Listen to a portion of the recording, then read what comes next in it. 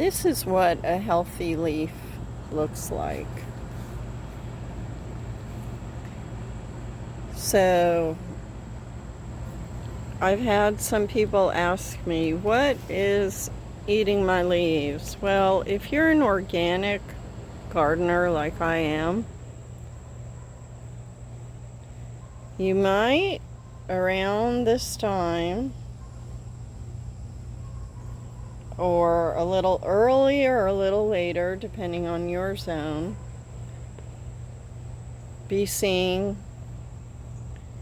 damage like this, which mine occurs from Japanese beetles.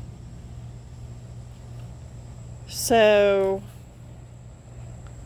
that is what this damage is, except for this leaf with the holes. And those holes are indicative of Canna leaf roller. So if you see damage like this, and you could see they do a really good job because that's been done in a matter of a couple of days,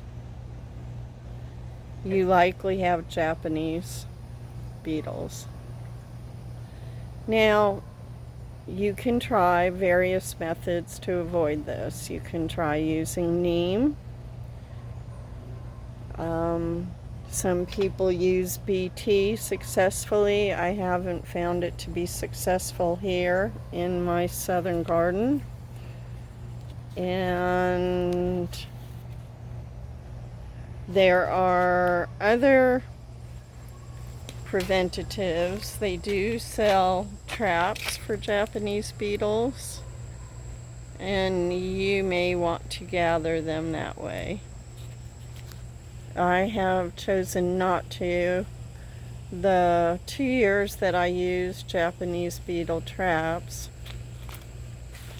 I found that whatever the attractant was brought more beetles than ever. And while there were plenty in the bags,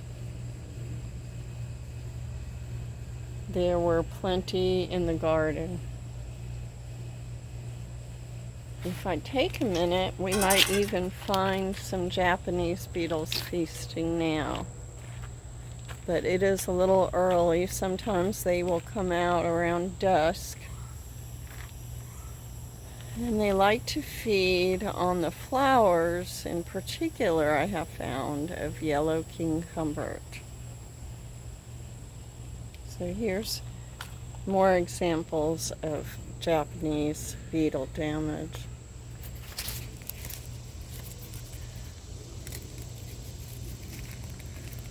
And so that is what we have to talk about today. Tomorrow I'll talk a little bit about hedychium.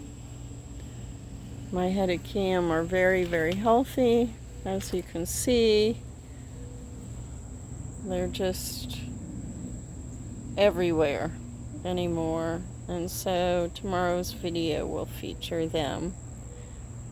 Please consider subscribing. Please leave a comment if you have experienced Japanese beetle damage on your cannas or other plants.